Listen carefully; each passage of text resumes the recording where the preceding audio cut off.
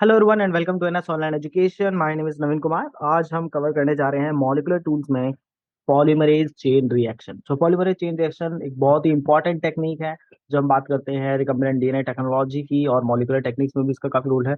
सो इसको स्टडी करते हैं, देखते हैं कि आखिर पॉलीमरेज चेन रिएक्शन किस तरीके से होती है। So let's start. Polymerase chain reaction जो है ये डिस्कवर किया था टेक्निक कैरी मुलिस ने इन 1983। और ये टेक्निक का रूल क्या है? इस टेक्निक में हम डीएनए को एम्पलीफाई कराते हैं, amplification of DNA sequence. What is amplification of DNA sequence? कि अगर आपके पास एक डीएनए का स्ट्रैंड है, ठीक है, तो उस एक डीएनए स्ट्रैंड से आपको क्या करना है? इसकी मल्टीपल कॉपीज को बनाना है। तो जो मल्टीपल कॉपीज बनाएंगे हम इस डीएनए की, उसी को बोला गया है एम्पलीफिकेशन। बट आपको पता है कि डीएनए जो है वो तो सेल के अंदर रेप्लिकेट करता है। तो बट सेल से हम इतना जो है डीएनए रेप्लिकेट नहीं करा पाएंगे जितना हमें रिक्वायर्ड है, ठीक है। तो ये जो पॉलीमरेज चेन रिएक्शन है, पीसीआर है, ये हमें हेल्प करता है कि जो डीएनए के अंदर एक वो स्पेसिफिक सेगमेंट, जरूरी नहीं कि हमें पूरा डीएनए को एम्पलीफाई करना। हम चाहते हैं कि एक स्पेसिफिक सीक्वेंस जो है इस डीएनए के अंदर, उसको एम्पलीफाई कराना चाहते हैं, उसकी मल्टीपल कॉपीज बनाना चाहते हैं, ताकि हम उसे लेकर के फिर फर्दर जो है एक्सपेरिमेंट कर सकें, या उसे मान लीजिए रिकम्बिनेंट डीएनए टेक्नोलॉजी में हमें उसको यूज करना है, ठीक है, ताकि उस जीन को किसी में डाला जा सके।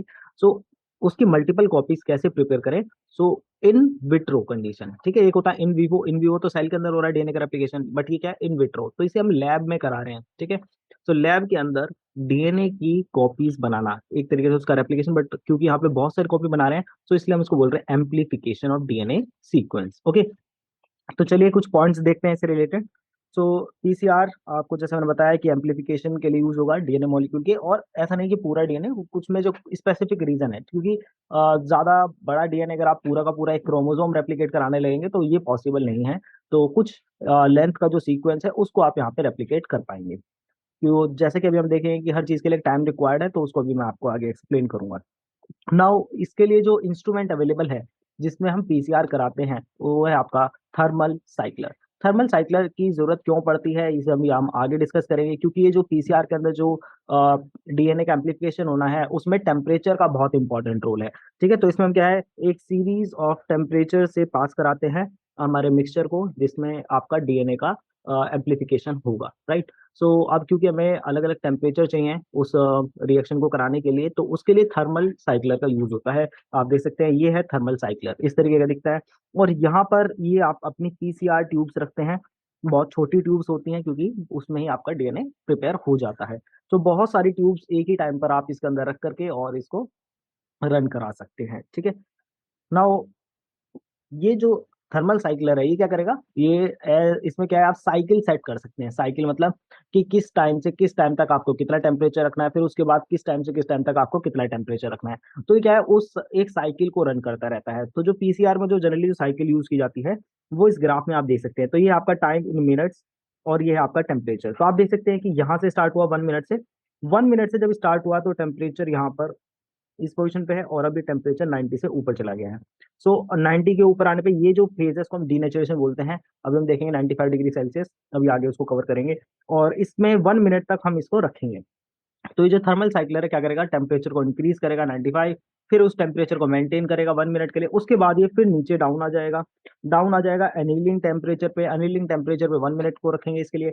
इसके बाद फिर से फर्दर जो है, अब ये एक्सटेंशन या फिर सिंथेसिस फेज है, जहाँ पे डीएनए का सिंथेसिस होता है, ठीक है। तो इस टेम्परेचर पे लेकर के आएंगे इसको, इसमें 2 मिनट्स के लिए रखेंगे, और उसके बाद फिर से अगेन ये जो साइकिल है वो रिपीट करेगी, ठीक है। सो ये एक साइकिल आपको यहाँ पे शो की गई है कि किस तरीके से पीसीआर के अंदर टेम्परेचर साइकिल चल रही है। नाउ एक्चुअली में जो नॉर्मल इन विवो कंडीशन में जो आपका रेप्लिकेशन होता है डीएनए का, वो किस पे हो रहा है? वो नॉर्मल रूम टेम्परेचर पर हो रहा है। बट यहाँ जो थर्मल साइक्लर है, ये काफी हाई टेम्परेचर पर वर्क करेगा। अब क्योंकि हाई टेम्परेचर पे वर्क करता है, तो हमें एक ऐसा एंजाइम भी चाहिए जो इस टेम्परेचर को क्या कर सके, इस टेम्परेचर पर अपनी एक्टिविटी को बनाए रख सके, ठीक है। तो क्योंकि आपको पता है नॉर्मल जितने भी लिविंग ऑर्गेनिज्म है, 30 मतलब जो भी रूम टेम्परेचर है, 37 डिग्री सेल्सियस, उस पे उनको रहते हैं, मतलब सारे। तो उसी के लिए जो उनके जितने भी एंजाइम है उनके अंदर, वो एंजाइम उसी टेम्परेचर के अकॉर्डिंग जो है कंपेटेबल रहते हैं। अगर उससे ज्यादा अगर आप टेम्परेचर इंक्रीज या डिक्रीज करते हैं, तो उनसे उन एंजाइम की एक्टिविटी पर असर पड़ता है, राइट। अब क्योंकि यहाँ तो हम टेम्परेचर एक बार बहुत ही ज्यादा इंक्रीज कर रहे हैं, तो ये जो इतना ज्यादा टेम्परेचर इंक्रीज कर रहे हैं, इससे जो नॉर्मल एंजाइम्स हैं वो क्या हो सकते हैं? वो डीनेचर हो सकते हैं। सो हमें एक ऐसे एंजाइम की जरूरत है जो इस टेम्परेचर पर भी वर्क कर सके, ठीक है। क्योंकि डीएनए का जो सिंथेसिस होना है, ठीक है, डीएनए का जो रेप्लिकेशन होना है, एम्प्लीफिकेशन, उसके लिए हमें चाहिए होगा डीएनए पॉलीमरेज। और ये जो डीएनए पॉलीमरेज है, ये एंजाइम ऐसा होना चाहिए कि ये इस हाई टेम्परेचर को विद स्टैंड कर सके। और इसके लिए जो आपका एंजाइम या फिर डीएनए पॉलीमरेज यूज किया जाता है, वो है आपका टैक पॉलीमरेज। अभी टैक पॉलीमरेज क्या है? ये भी आपका पॉलीमरेज है, बट ये जो पॉलीमरेज है, इसको आइसोलेट किया गया है। किससे इसको आइसोलेट किया गया है? थर्मस एक्विटिकस। अब थर्मस एक्विटिकस जो बैक्टीरिया है, ये आपके बहुत हाई टेम्परेचर यानी कि हॉट स्प्रिंग्स में रहते हैं। अब क्योंकि इनका जो हैबिटेट है, वो उसका नेचुरल जो टेम्परेचर वो काफी हाई है, तो ये जो आपका एंजाइम है, इनके अंदर जो डीएनए पॉलीमरेज एंजाइम है, वो इस टेम्परेचर पर भी वर्क कर पाता है। ठीक है, तो ये मतलब नेचुरल एक एंजाइम हो गया। और क्योंकि ये इस टेम्परेचर पे थर्मोस्टेबल है, तो आप इसे यूज कर सकते हैं पीसीआर में। इसी की डिस्कवरी से जो है पीसीआर टेक्निक जो है वो हो बन पाई। ठीक है, क्योंकि अगर ये ऐसा एंजाइम हमारे पास नहीं होता जो इस टेम्परेचर विद स्टैंड कर सके, तो हम पीसीआर टेक्निक भी नहीं बना पाते, राइट। इस एंजाइम को, तो अब हमारे पास वो डीएनए पॉलीमरेज भी आ गया जो कि इस टेम्परेचर पे वर्क कर सके। अब हमें क्या चाहिए? जो डीएनए पॉलीमरेज है, वो ऐसा नहीं है कि कहीं से भी डीएनए का रेप्लिकेशन करना स्टार्ट कर देंगे। उनको रेप्लिकेशन के लिए क्या चाहिए होते हैं? प्राइमर्स चाहिए होते हैं, राइट। तो आपने मॉलिक्यूलर बायोलॉजी में पढ़ लिया है। सो इन्हें चाहिए प्राइमर्स। तो यहाँ पर जो है हम प्राइमर को सिंथेसाइज कराएंगे। अभी जो प्राइमर है, ये क्या है? स्पेसिफिक होंगे टू द डीएनए सेगमेंट, यानी कि ये जो डीएनए सेगमेंट है, इस पूरे डीएनए सेगमेंट में मैं किस पार्ट को जो है रेप्लिकेट कराना चाहता हूँ। फॉर एग्जांपल मान लीजिए मैं इस पोर्शन से इस पोर्शन तक जो है इसको रेप्लिकेट कराना चाहता हूँ, मतलब मल्टीपल कॉपीज यहाँ पे इसकी बनाना चाहता हूँ।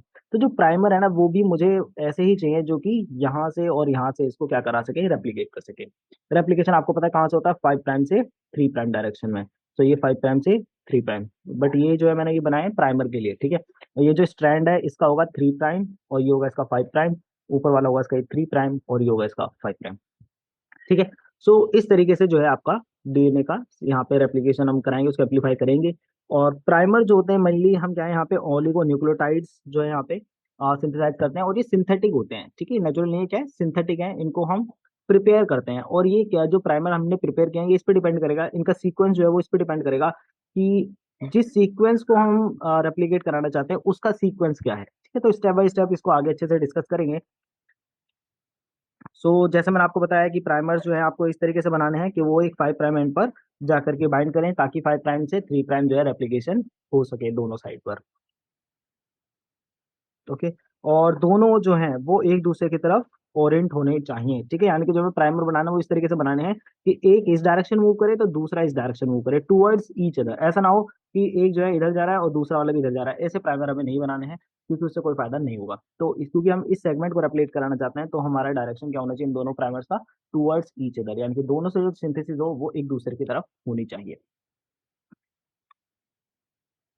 चलिए, अब हम डिस्कस करेंगे कि वो क्या बेसिक स्टेप्स हैं जो कि पीसीआर में हम यूज करेंगे, जिनसे आपका डीएनए एम्पलीफाई होगा। ठीक है, और एक चीज मैं बता दूं, जो यहाँ से जो डीएनए रेप्लिकेट होता है, उसको हम बोलते हैं एम्प्लीकॉन।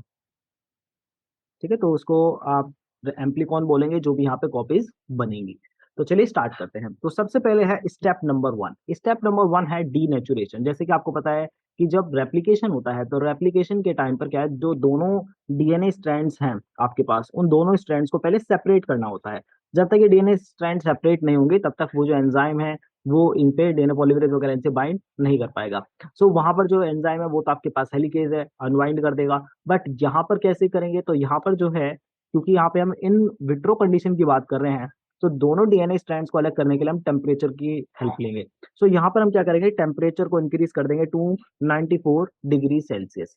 अब जैसे ही टेम्परेचर 94 डिग्री सेल्सियस होगा, तो जो हाइड्रोजन बॉन्ड है, आपको पता नहीं जो दोनों डीएनए स्ट्रैंड्स हैं वो एक दूसरे से क्यों जुड़े हुए हैं? वो जुड़े हुए हैं with the help of hydrogen bonding.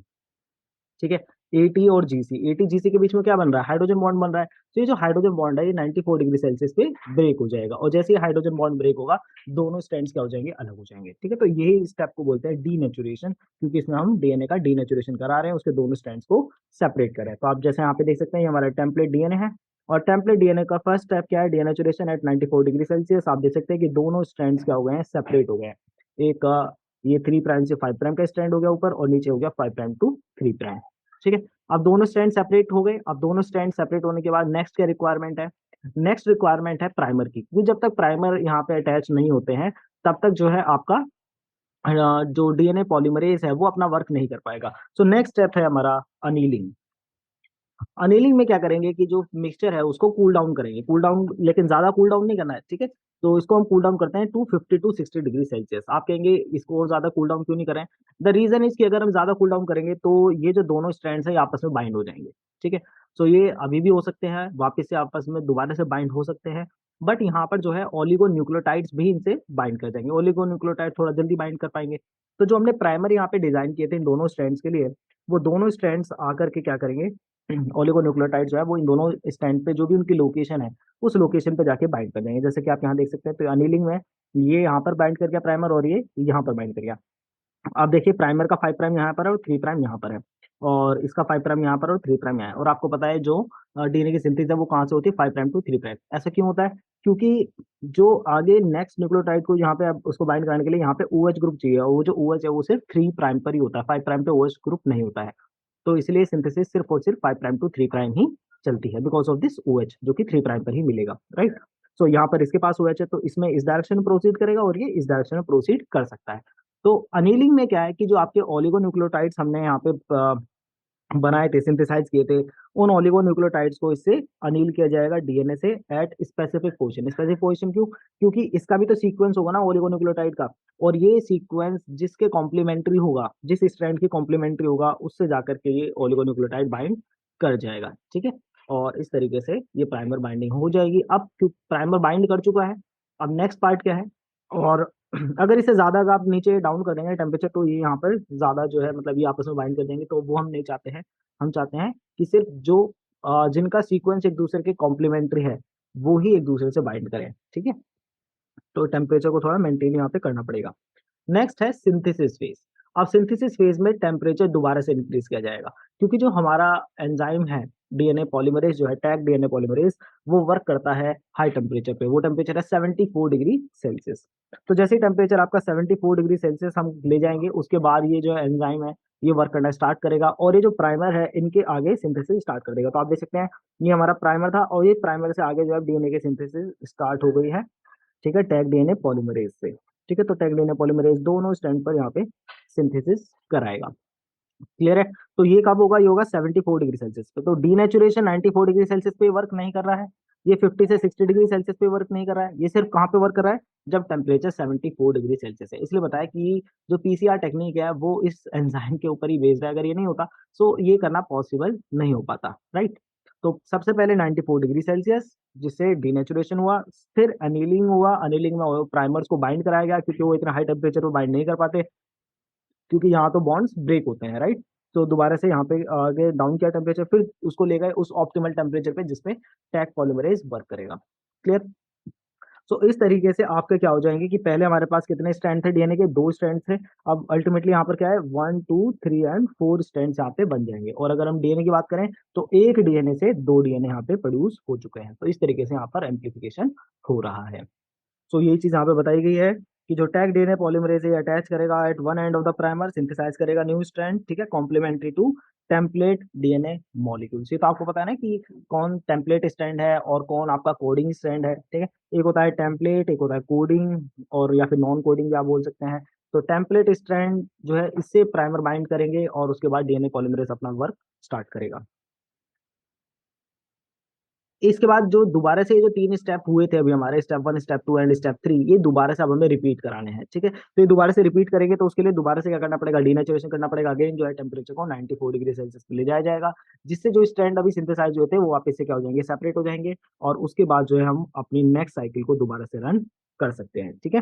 सो पहले स्टेप 1 स्टेप 2 स्टेप 3 आ गया। स्टेप 3 से आपने देखा कि यहाँ पे आपके 2 डीएनए बन चुके थे। अब ये जो 2 डीएनए बने थे उनको फिर नेक्स्ट साइकिल के लिए भेज दिया जाएगा, ठीक है। अगेन डीनेचुरेशन, फिर अनीलिंग, फिर सिंथेसिस, और फिर अगेन वापस से स्टार्ट, ठीक है।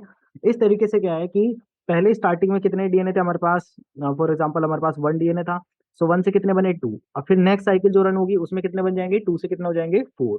4 से कितने हो जाएंगे? 8। तो इस तरीके से जो है आपका जो डीएनए है वो क्या हो रहा है? एम्पलीफाई हो रहा है, राइट। और ये हमें करना है, हमें अब हम चाहते हैं कि जो एक स्पेसिफिक सेगमेंट है इस डीएनए का, ये वो सेगमेंट है जिसको हम एम्पलीफाई कराना चाह रहे हैं, ये एम्पलीफाई करके हमें बहुत सारी कॉपीज इसकी मिल जाए। सो आप देख सकते हैं यहाँ पे 25 से 30 टाइम्स, ठीक है, ये डिपेंड करता है कि आपको कितने अमाउंट में चाहिए वो कॉपी, ठीक है, तो उसके बेसिस पे आप डिसाइड करेंगे कि कितनी नंबर ऑफ टाइम्स आपको उसको रन कराना है साइकिल को, ठीक है। सो देन आप देखिए कि किस तरीके से क्या जो है आपका डीएनए, जो टारगेट डीएनए वो किस तरीके से प्रोड्यूस होगा।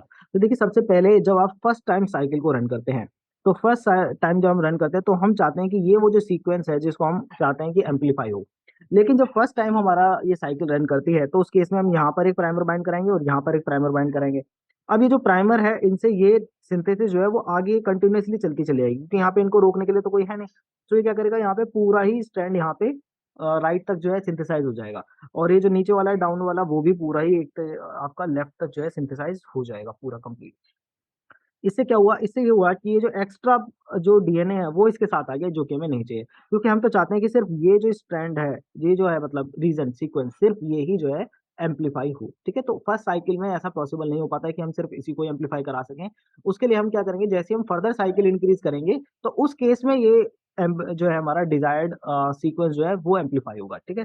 तो फर्स्ट साइकिल में आपने देखा ये पूरा यहाँ से यहाँ तक हो जाएगा और ये पूरा इस यहाँ से यहाँ तक, तो ये इस तरीके से यहाँ पे सिंथेसाइज हो चुका है।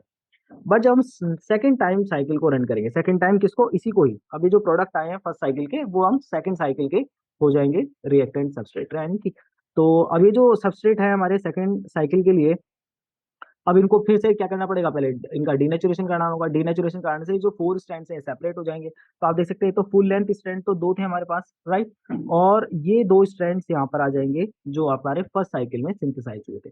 अब ये सेपरेट हो गए तो अगेन यहाँ पे प्राइमर बाइंड करेगा, तो ये आपके प्राइमर यहाँ पे आकर के बाइंड कर गए।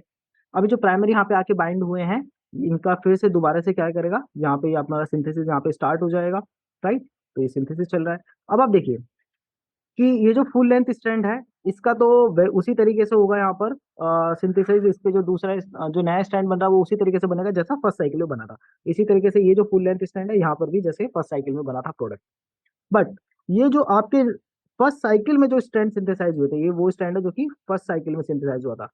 इस पे जब दोबारा हमारा न्यू स्ट्रैंड सिंथेसाइज होगा तो ये सिर्फ इतना ही हो पाएगा जितना हमारा डिजायर्ड सीक्वेंस जो हमें चाहिए था, जिसको हम एम्पलीफाई कराना चाहते थे, राइट। तो आप देख सकते हैं ये एक कॉपी हमें यहाँ पे मिल गई है उस डीएनए स्ट्रैंड की, जिसको हम चाहते थे कि वो यहाँ पर प्रोड्यूस हो, एम्पलीफाई हो, राइट। इसी तरीके से ये जो न्यू स्टैंड बना था फर्स्ट साइकिल में, वो भी क्या करेगा, उस पे भी जो नेक्स्ट कॉपी बनेगी वो भी उसी की होगी। क्यों? क्योंकि प्राइमरी वहां पे जाके बाइंड करेगा, तो प्राइमर जो हमने बनाए हैं वो उसी तरीके से तो बनाए हैं कि वो उसी साइट पे जाकर के उस दोनों एंड पर बाइंड करें उस डिजायर्ड सीक्वेंस के, जिसको हम एम्पलीफाई कराना चाहते हैं, ठीक है। तो ये हो गई सेकंड साइकिल के प्रोडक्ट। अब देखिए थर्ड साइकिल में क्या होगा, अभी भी क्या है कि अभी भी हमें वो प्रॉपर डीएनए नहीं मिला। क्यों? क्योंकि ये जो हमारा डिजायर्ड सीक्वेंस है वो तो इस स्ट्रैंड के साथ है जिसके साथ एक एक्स्ट्रा डीएनए जुड़ा हुआ है। तो अब चलते हैं थर्ड साइकिल में। चलिए ये थर्ड साइकिल में ये जो प्रोडक्ट है सेकंड साइकिल के, अब उनको यूज किया गया है थर्ड साइकिल में। अब ये जो हमारे पास कितने हैं, 4 डीएनए है। तो फर्स्ट से जब हमारा 1 डीएनए था उससे 2 डीएनए बने थे, फिर 2 डीएनए से कितने बन गए यहाँ पे 4। अब 4 डीएनए जो यहाँ पर है उनसे आगे हमें फर्दर क्या है, डीएनए सिंथेसाइज कराना है इनसे।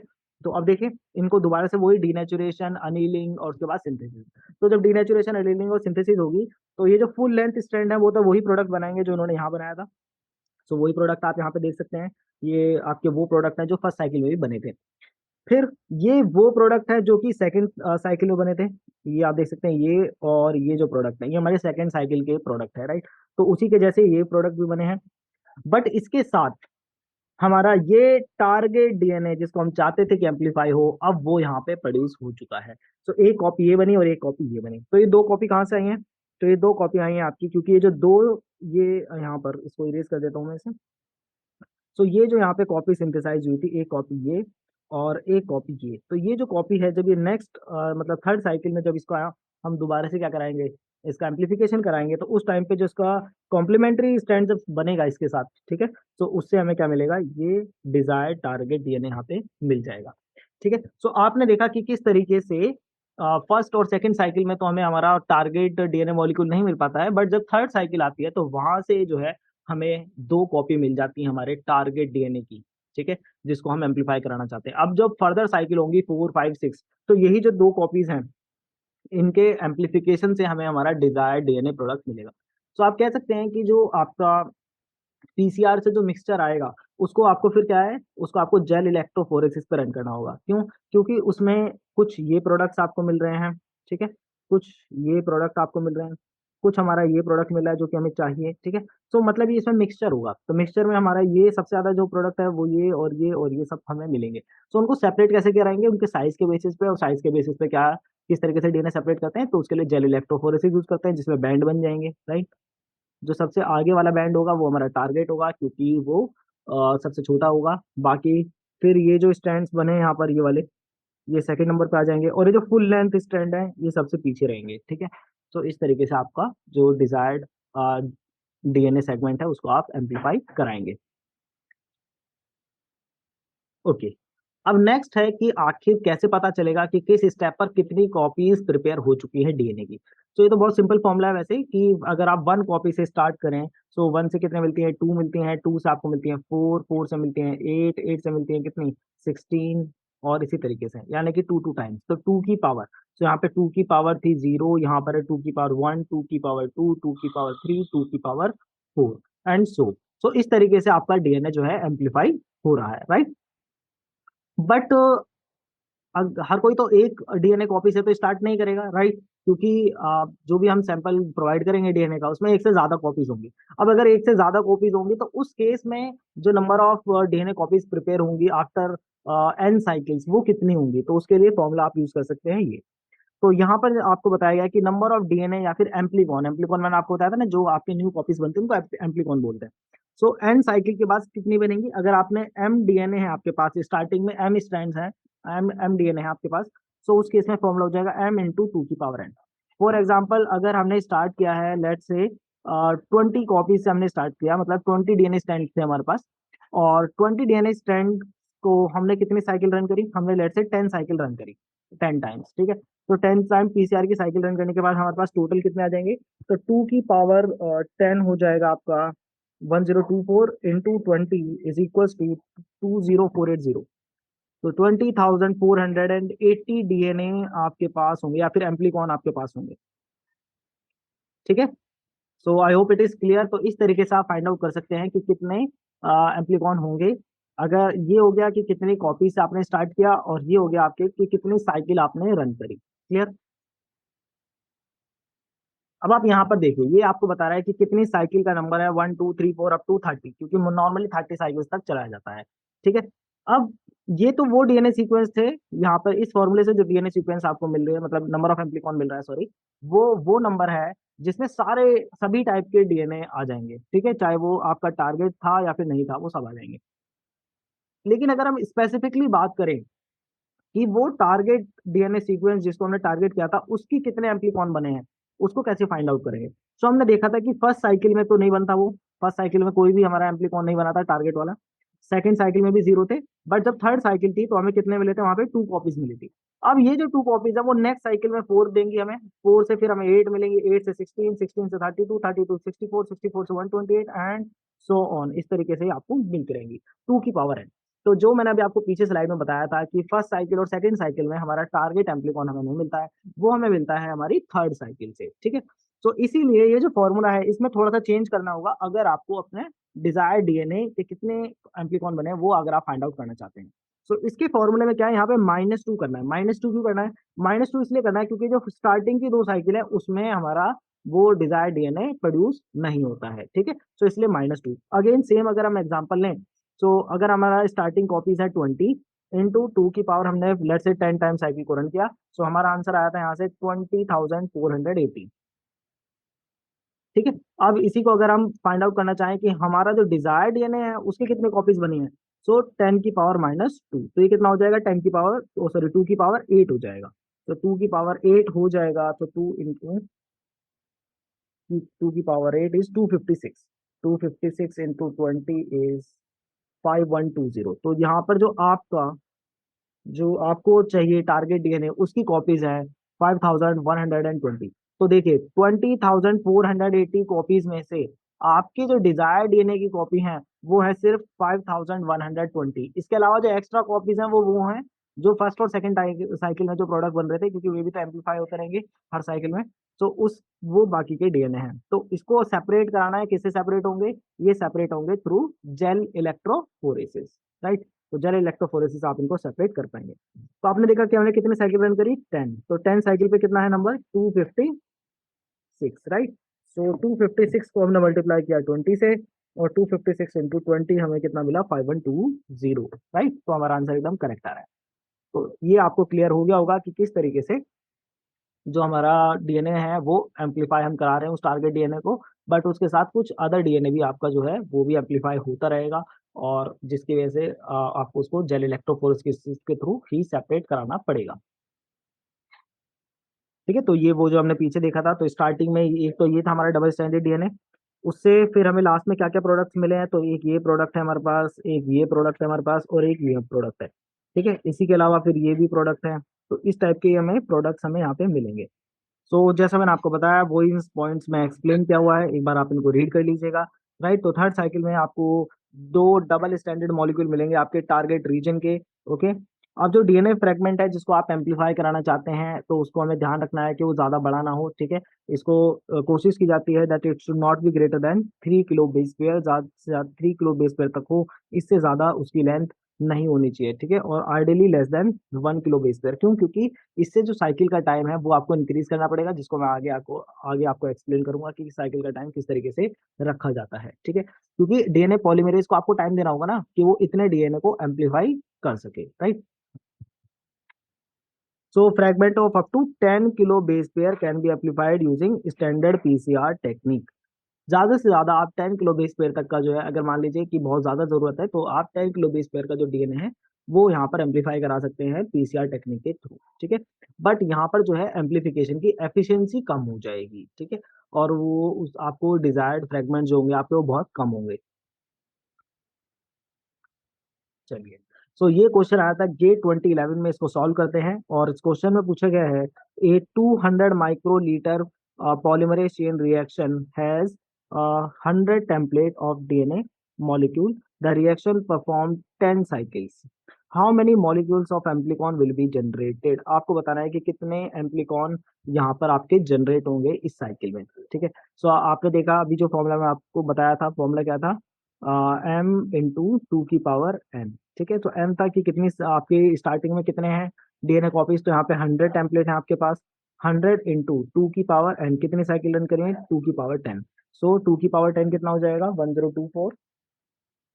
सो 2 की power 10 is 1024 into 100 is 102400। Okay, so ये आपका आ गया आंसर। इसमें आपको डेसिमल ले जाना है, तो डेसिमल अभी हमारे यहाँ पर है, तो 1 2 3 4 5।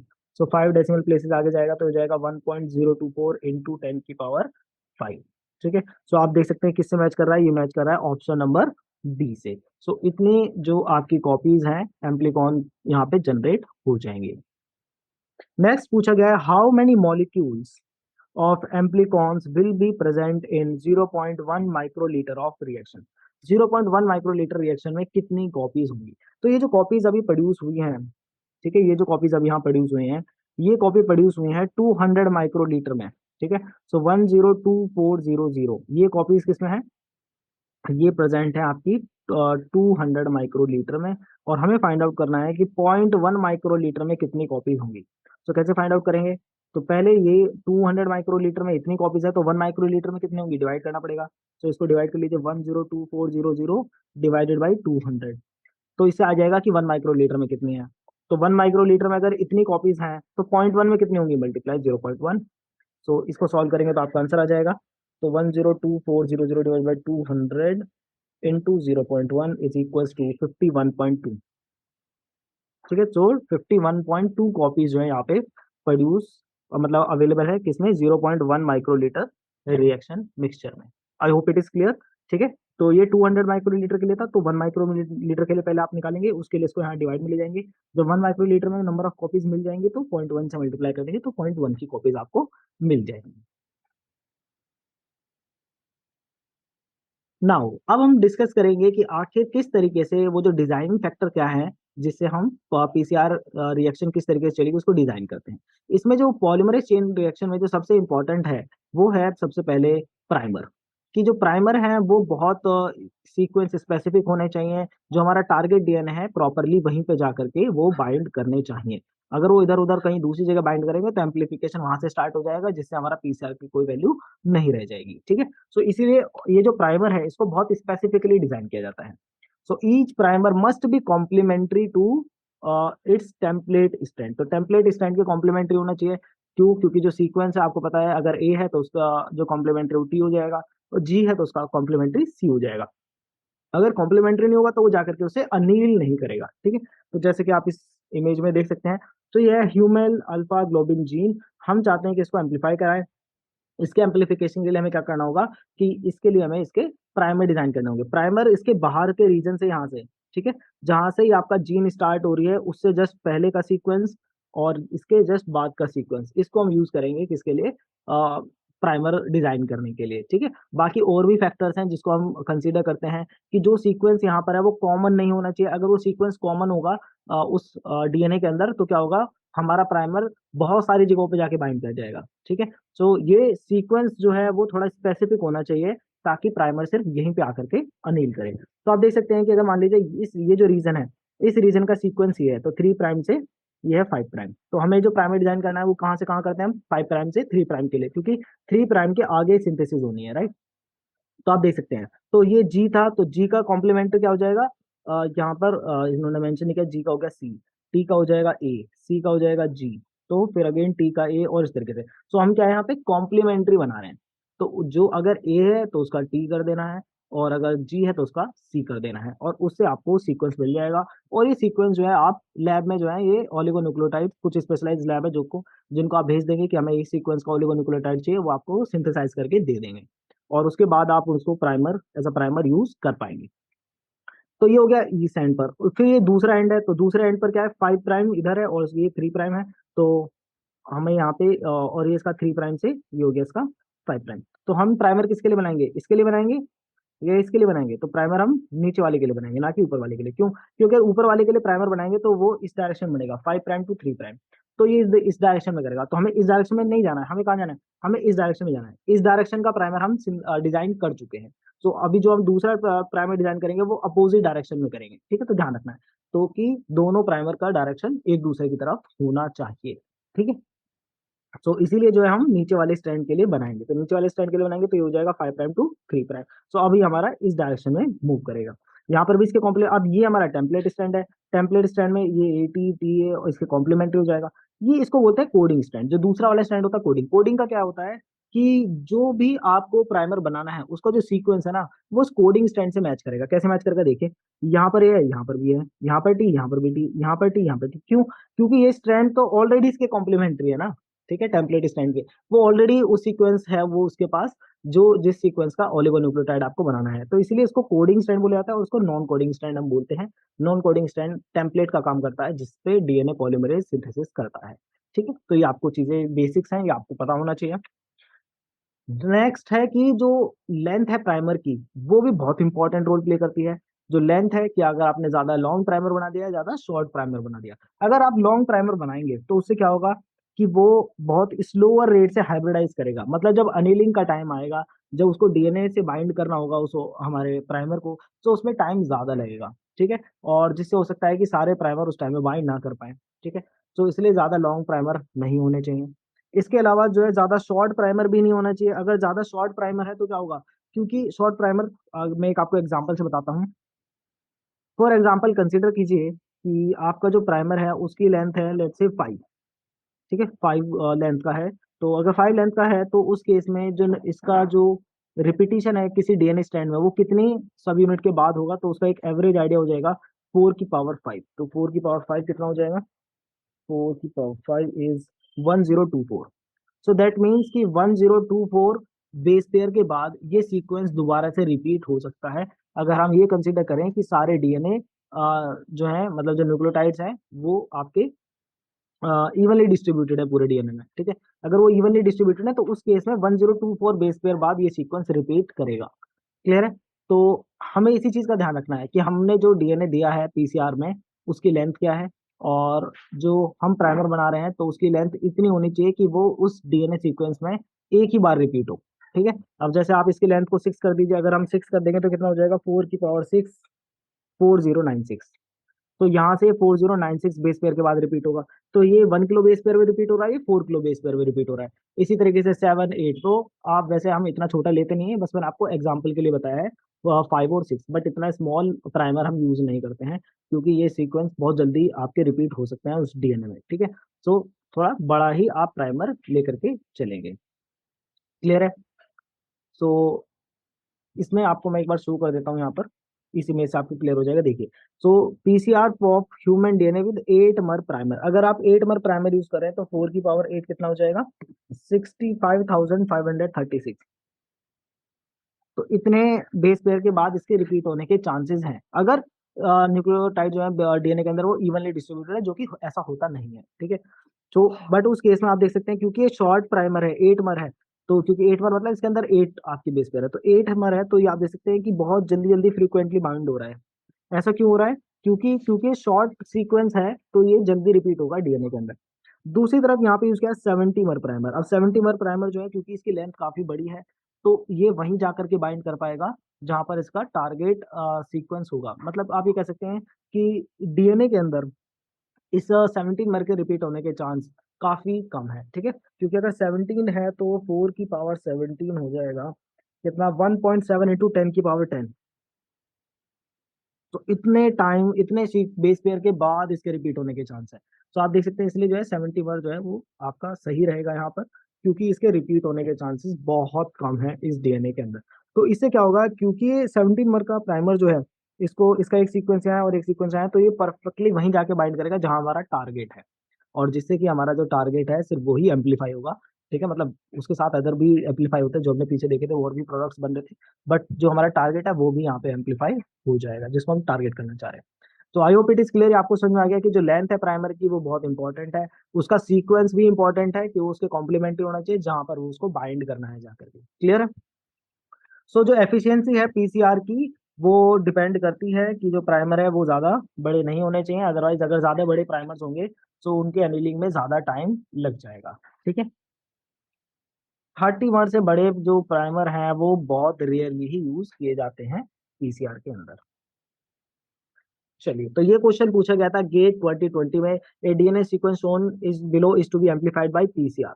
सो पीसीआर के हेल्प से आपको उसको एम्पलीफाई करना है, और आपको बताना which one of the following pair of primer can be use for this amplification. ठीक है, तो प्राइमर से रिलेटेड क्वेश्चन आ गया यहाँ पर। कैसे करेंगे इसको, पहले वीडियो को पॉज कीजिए और खुद से ट्राई कीजिए, उसके बाद इसका सॉल्यूशन समझिएगा। तो देखिए, इसका सॉल्यूशन मैं आपको बताता हूँ, ये 5 प्राइम है और ये 3 प्राइम है। तो हम चाहते हैं कि एक इस डायरेक्शन में मूव करे प्राइमर और दूसरा इस डायरेक्शन में मूव करे। तो इस डायरेक्शन में कौन प्राइमर मूव करेगा, जिसकी जो होगा 5 प्राइम टू 3 प्राइम। तो 5 प्राइम 3 प्राइम किसके कॉम्प्लीमेंट्री है, वो इसके कॉम्प्लीमेंट्री है। ठीक है, क्योंकि 3 प्राइम है तो यहाँ पे 5 प्राइम आ जाएगा, और इसी तरीके से ऊपर वाले की डायरेक्शन हमें ये रखनी है, तो 5 प्राइम से 3 प्राइम, अब 5 प्राइम से 3 प्राइम है तो इसका कॉम्प्लीमेंट्री कौन होगा, इसका कॉम्प्लीमेंट्री होगा ये ऊपर वाला।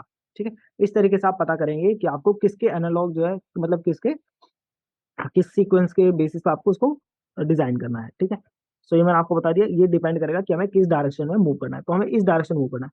सो 5 प्राइम यहाँ से एक स्टार्ट करेंगे और एक यहाँ से बनाएंगे। तो अभी हमें इस वाले सीक्वेंस को देखना है। सो इसके देखिए कॉम्प्लीमेंट्री में क्या बन जाएगा, तो सी के कॉम्प्लीमेंट्री में क्या होगा, देखिए ये आपका टेम्पलेट है,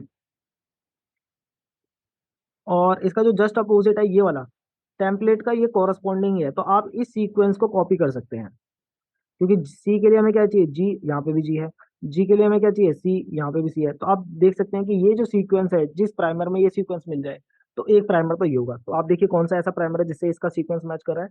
तो GC TAA GAT, GC TAA GAT, CTGA TTT TC। तो आप देख सकते हैं ये इतना बड़ा प्राइमर इन्होंने लिया है इसके लिए, तो क्योंकि हमारा जो इसके यहाँ पे बनेगा इसके कोरस्पॉन्डिंग वो भी यही होगा। ठीक है ना, तो TAA बनाने की जरूरत ही नहीं है, आपको बस दूसरा स्टैंड देख लेना है, उसका जो सीक्वेंस है वो मैच करेगा। तो एक तो ये मैच कर रहा है, और यही सीक्वेंस आपका यहाँ पर भी है, तो आपके बी और डी में से कोई एक ऑप्शन हो सकता है। सो उसके लिए हमें दूसरे एंड पे जाना पड़ेगा। अब हम इसके लिए देखना है, सो हमें इस डायरेक्शन मूव करना है, क्योंकि मैंने आपको बताया था प्राइमर दोनों एक दूसरे की तरफ पॉइंट करने चाहिए, इसलिए हमने दोनों डायरेक्शन ली है। सो अब इस डायरेक्शन में आने के लिए हमें इसके देखना होगा, अब इसके कॉरेस्पॉन्डिंग कौन है, वो ये है। तो ये जो इसका सीक्वेंस है वही हमारे नेक्स्ट प्राइमर का सीक्वेंस हो जाएगा, जिसको हम यहाँ पे ऊपर ड्रॉ करेंगे। बाकी अगर जिनको नहीं समझ आ रहा है उसके लिए मैं बता देता हूँ, GC, GC, T, वैसे सभी को समझ में आ ही गया होगा। ठीक है।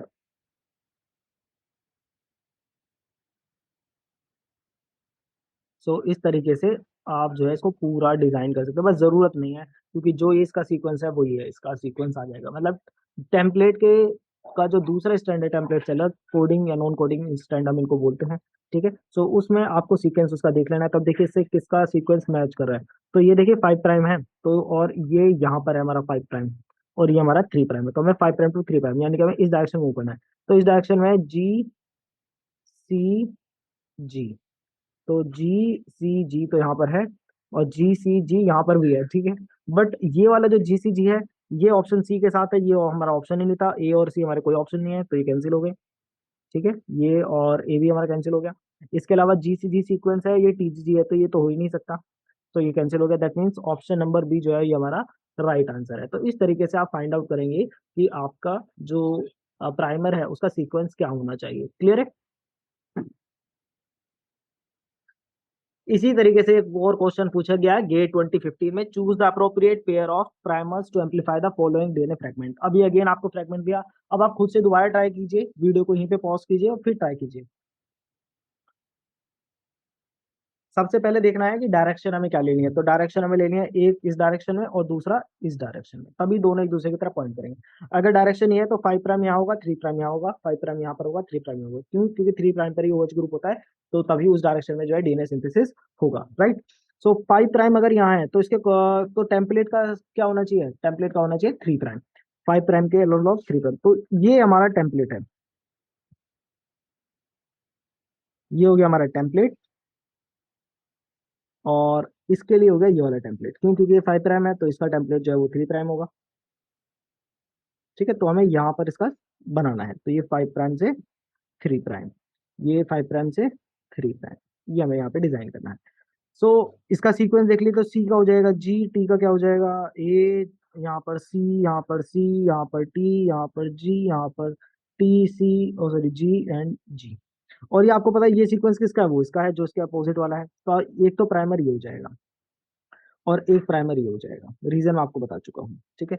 सो ये दोनों देख लेना है कि किससे मैच कर रहे हैं, तो GACC TGT GG, तो ये मैच कर गया इससे।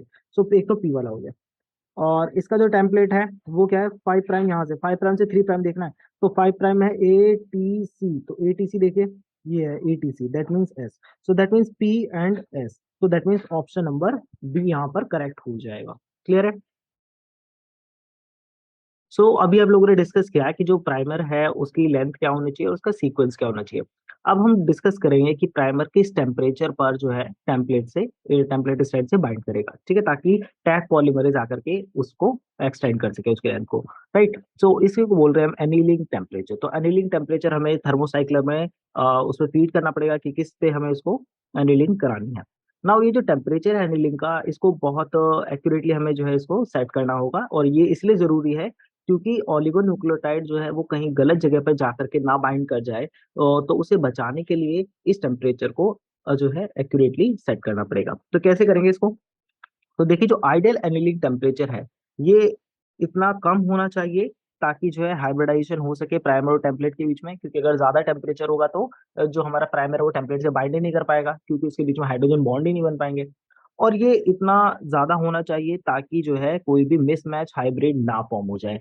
ठीक है। मिसमैच हाइब्रिड कैसे, जैसे कि आप यहाँ पर देख सकते हैं इस इमेज में कि ये जो है आपका अनीलिंग टेम्परेचर अगर आपका बहुत ज्यादा है, तो उस केस में जो प्राइमर्स हैं वो बाइंड ही नहीं कर पा रहे हैं। ये आपका टेम्परेचर स्टैंड है और इससे कोई भी बाइंड नहीं कर रहा है क्योंकि टेम्परेचर बहुत ज्यादा है। ठीक है। अगर आप टेम्परेचर बहुत लो कर देते हैं तो क्या होगा कि प्राइमर यहाँ भी बाइंड कर गया है, यहाँ पर भी बाइंड कर गया है, और ये यहाँ पर भी बाइंड कर गया है। सो इसको जहाँ पे बाइंड करना चाहिए, ये जो एंड है यहाँ पर, तो इसको बाइंड करना ही चाहिए था, लेकिन ये उसके अलावा यहाँ भी बाइंड कर गया है। क्यों? क्योंकि आपने एनीलिंग टेम्परेचर बहुत कम रखा हुआ है। और यहाँ पर आप देख सकते हैं कि ये ऐसी जगह पे बाइंड कर रहा है जहां पर इसका सीक्वेंस काफी मिल रहा है टेम्पलेट स्ट्रैंड से, कोरस्पॉन्डिंग है काफी। ठीक है। तो आप देख सकते हैं यहाँ पर एक बॉन्ड बन गया, यहाँ पर एक हाइड्रोजन बॉन्ड बना, यहाँ पर, यहाँ पर, सो ये हाइड्रोजन बॉन्ड बने, बट ये जो है ये यहाँ पर हाइड्रोजन बॉन्ड नहीं बन पाए, क्योंकि ये जो सीक्वेंस है वो कंप्लीटली कॉरस्पॉन्डिंग नहीं है इस प्राइमर के, बट कुछ हद तक जो है ये सीक्वेंस मैच हो रहा है, और इसी की वजह से यहाँ पर ये से बाइंड कर गया। क्यों? क्योंकि टेम्परेचर थोड़ा लो रखा गया था। तो हमें टेम्परेचर इस तरीके से सेट करना है कि ना तो कि प्राइमर बाइंड भी कर पाए, और जब प्राइमर बाइंड करे तो वहीं पे बाइंड करे जहां पर उसकी पोजीशन होनी चाहिए, जिसके लिए हमने उसको डिजाइन किया जिस सीक्वेंस के लिए, राइट। तो एंड सीक्वेंस जो है वो वहीं पे जाकर के अनिल हो। तो इसको कैसे सेट करेंगे? तो इसके लिए जो हम यूज करते हैं टेम्परेचर का, वो है आपका मेल्टिंग टेम्परेचर। ये जो मेल्टिंग टेम्परेचर है प्राइमर का और टेम्पलेट का, ठीक है, प्राइमर जो है वो टेम्पलेट के साथ क्या है, हाइब्रिड बना लेगा, और इनका एक मेल्टिंग टेम्परेचर का मतलब होता है वो टेम्परेचर जिसपे जो है आपका ये जो बेस पेयर हाइब्रिड है ये डिसोसिएट हो जाएगा, यानी कि डीएनए मेल्ट हो जाएगा। ठीक है, तो जैसे कि डीनेचुरेशन पे हो रहा है 95 डिग्री सेल्सियस पे, वहां पे क्या है कि दोनों अलग हो गए। ठीक है, बाकी एक डेफिनेशन इसकी ये भी है कि जिस टेम्परेचर पे 50% जो है वो डिसोसिएट हो जाते हैं, 50% बाइंड रहते हैं, तो उसको आपको थोड़ा देखना पड़ेगा कि किस सेंस में मेल्टिंग टेम्परेचर को बताया गया है। ठीक है, सो मेल्टिंग टेम्परेचर जिसपे आपके ये दोनों सेपरेट हो जाएंगे, वो आपका मेल्टिंग टेम्परेचर है। नाउ ये जो टेम्परेचर है इसको कैसे आप लोग फाइंड करेंगे? तो उसके लिए एक फॉर्मूला है, वैसे आप इसको एक्सपेरिमेंटली भी फाइंड आउट कर सकते हैं, बाकी एक फॉर्मूला भी है। अब ये जो फॉर्मूला है मेल्टिंग टेम्परेचर का, इसके अलावा आप कुछ और फॉर्मूले भी देख सकते हैं मेल्टिंग टेम्परेचर के। कुछ फॉर्मूले में जीसी परसेंट होता है, कि कितना जीसी परसेंट है उस डीएनए में, उसके बेसिस पे फाइंड आउट किया जाता है, और भी अलग अलग फॉर्मूले डिजाइन किए गए हैं। ठीक है, सो वो डिपेंड करता है कि आपका सीक्वेंस, कुछ फॉर्मूले पर्टिकुलरली सीक्वेंस के ऊपर है कि क्या सीक्वेंस है, ए टी जी सी किस तरीके से है उनका सीक्वेंस। और ये जो फॉर्मूला हम देख रहे हैं ये एक सिंपल फॉर्मूला है जो कि एक शॉर्ट ओलिगोन्यूक्लियोटाइड के लिए यूज किया जाता है। Short oligonucleotide let's say 4 up to 14 जो बेस पेयर का जो आपका ओलिगो अगर प्राइमर है, तो उसके लिए आप इसको यूज कर सकते हैं। ठीक है, फॉर एग्जाम्पल अगर मैं आपसे कहूँ कि एक जो आपका ओलिगोन्यूक्लियोटाइड है उसमें जीसी कंटेंट है 8 बेस पेयर, और एटी कंटेंट है लेट्स से, इसमें आप ले सकते हैं 6 बेस पेयर। ठीक है, सो जीसी और एटी आपका कितना आ गया, 8 base pair and 6 base pair. So अगर आप इसमें वैल्यू पुट करें तो 4 इंटू ये हो गया 8 प्लस 2 इंटू 6, राइट। सो यहाँ से आपको कितना मिलेगा, ये हो जाएगा आपका 8 4 जा 32 प्लस और 6 टू जा 12, सो कितना हो गया 2 टू जा 4, और ये हो गया आपका 44। ओके, सो ये आपने निकाला 44 डिग्री सेल्सियस, ये क्या है इसका मेल्टिंग टेम्परेचर है। सो इस टेम्परेचर पे ये जो आपका टेम्पलेट और प्राइमर का हाइब्रिड है ये मेल्ट हो जाएगा, दोनों सेपरेट हो जाएंगे। ठीक है, अब ये कैसे हेल्प करेगा हमें अनिलिंग टेम्परेचर फाइंड आउट करने के लिए? ये हमें ऐसे हेल्प करेगा कि हम अपना अनिलिंग टेम्परेचर इस मेल्टिंग टेम्परेचर से हमेशा 1 से 2 डिग्री सेल्सियस बिलो रखते हैं। अब क्योंकि ये 1 से 2 डिग्री सेल्सियस बिलो है मेल्टिंग टेम्परेचर से, सो मेल्टिंग टेम्परेचर पे तो ये बाइंड ही नहीं कर पाएगा प्राइमर आप टेम्पलेट के साथ। क्यों? क्योंकि ये इसको हमने इतना टेम्परेचर हाई कर दिया कि उनके बीच में बॉन्ड नहीं बन पा रहा है। लेकिन अगर हम 1 से 2 डिग्री सेल्सियस बिलो रखेंगे तो वहां पर वो उससे बाइंड कर पाएगा टेम्पलेट से। लेकिन ये टेम्परेचर इतना भी लो नहीं है कि मतलब उस प्राइमर के लिए कि वो जाकर के किसी इनकरेक्ट साइड पर जाकर के बाइंड करे। ठीक है, तो इस तरीके से हम जो है इसको मेंटेन रखते हैं कि ना तो इसको ज्यादा कम करते हैं नीलिंग टेम्परेचर को, ना ही ज्यादा हाई करते हैं। ज्यादा हाई करेंगे तो बाइंड ही नहीं कर पाएगा, ज्यादा लो करेंगे तो गलत जगह पे जाके बाइंड कर जाएगा। इसलिए जो इसका हाई मतलब जो इसका मेल्टिंग टेम्परेचर उससे सिर्फ 1 से 2 डिग्री सेल्सियस बिलो पर हम इसको सेट कर देते हैं अनिलिंग टेम्परेचर को। तो अनिलिंग टेम्परेचर क्या रहेगा साइकिल में, वो आप इस तरीके से फाइंड आउट कर सकते हैं कि ओलिगोन्यूक्लियोटाइड वगैरह का यहाँ पर कितनी लेंथ है इसमें। ठीक है, बाकी जो डीनेचुरेशन टेम्परेचर है 95 डिग्री सेल्सियस, उस पे तो आपका चाहे कितना भी बड़ा डीएनए क्यों ना हो, दोनों स्ट्रैंड सेपरेट हो जाएंगे। याद रखिए इससे ज्यादा जो है बड़े और बेस पेयर के डीएनए के लिए आप इस फॉर्मूले को यूज नहीं कर सकते। उसके बाद बाकी के जो कुछ स्पेशलाइज फॉर्मूले वो आपको यूज करने होंगे। अब आप देख सकते हैं यहाँ पे जीसी के साथ 4 की मल्टीप्लाई की है, एटी के साथ 2 की मल्टीप्लाई की है। ऐसा क्यों है? क्योंकि जी और सी इनके बीच में 3 हाइड्रोजन बॉन्ड बनते हैं, और ए और टी के बीच में 2 हाइड्रोजन बॉन्ड बनते हैं। तो जहाँ पे 3 हाइड्रोजन बॉन्ड है उनको ब्रेक करना थोड़ा डिफिकल्ट है, इसीलिए जहाँ पर जीसी कंटेंट ज्यादा होता है जिस डीएनए में, उनको डीनेचर करने के लिए या उनको स्ट्रैंड्स को सेपरेट करने के लिए आपको ज्यादा एनर्जी देनी पड़ेगी, यानी कि आपको टेम्परेचर ज्यादा इंक्रीज करना पड़ेगा। तो इसका कंट्रीब्यूशन ज्यादा रहेगा as compare to AT in this formula, और बाकी के जो फॉर्मूला उसमें भी। ठीक है, सो ये आपने देखा कि किस तरीके से आप जो है एनिलिंग टेम्परेचर को सेट करेंगे। अगर आपका एनिलिंग टेम्परेचर करेक्ट है, सो आपके ओलिगोन्यूक्लियोटाइड वहीं पे जाकर के, मतलब आपका प्राइमर वहीं जाके बाइंड करेगा जो उसकी डिजायर टारगेट साइट है।